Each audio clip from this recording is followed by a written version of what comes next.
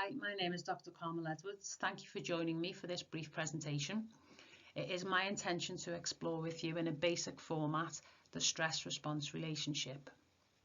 Evidently, given the current situation we find ourselves in with coronavirus and the government directive to stay at home, it is likely that this will have been a source of stress to many of us. Using academic content from the area of sports psychology, it is my intention to contextualise the stress-response relationship for you, specifically with reference to Lazarus and Folkman and their work on cognitive appraisal. So what is cognitive appraisal?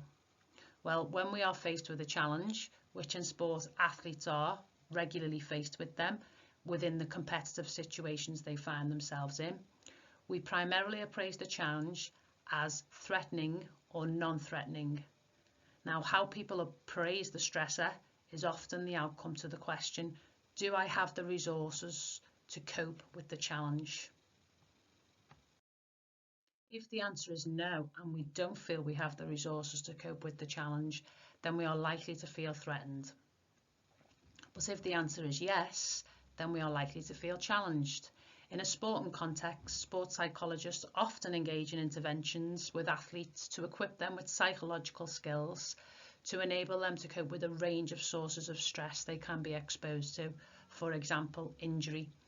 Coping strategies may include goal setting, imagery, self-talk, etc.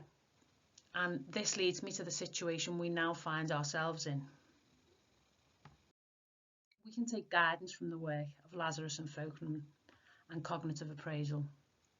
Arguably, we need to develop our coping resources, and doing this will enable us to feel challenged rather than threatened.